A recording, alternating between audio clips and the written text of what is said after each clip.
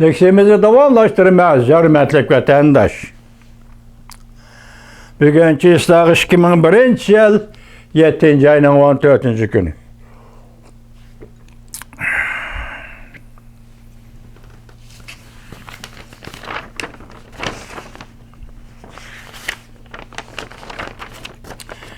Endeki mavzumunda vatandaşım.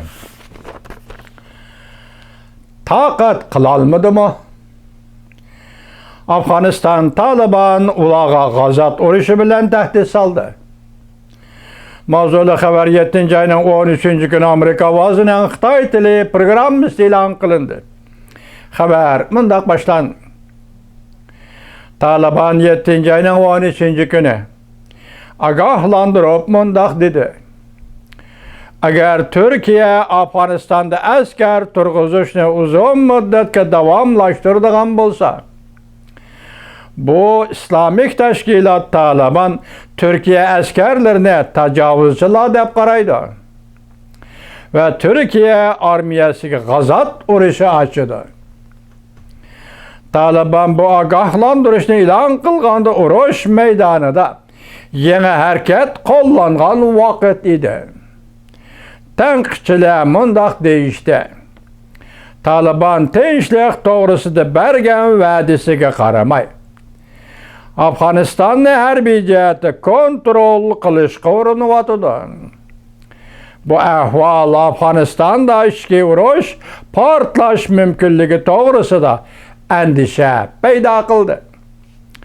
Amerika Qo'shma Shtatlari, Amerika armiyasi va NATO'ning kelar ayning oxiridan buran Afganistandan chekinib chiqishidan keyin Türkiye armiyasining Amerika armiyasi turgan joy Kabul aeroportining bexatarligini qo'g'dishini talab qildi.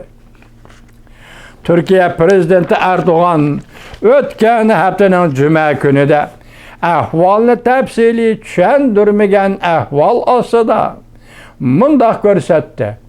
Biz Washington bilan aeroplan, yani aeroportni qandaq boshqarish va qandaq qo'g'dash doirasida o'rtaq to'nash hosil qildik.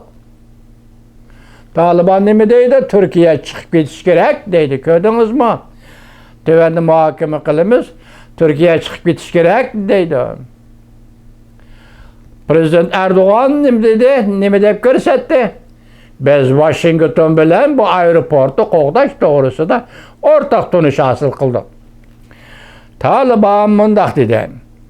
Bu kelishim ayblanishi kerak. Biz Türkiye tarafdan o'zining qarorini qaytadan o'ylanishini talab qilamiz. Chet el armiyasi bizning davlat tuprog'imizda bir kun turadi ekan.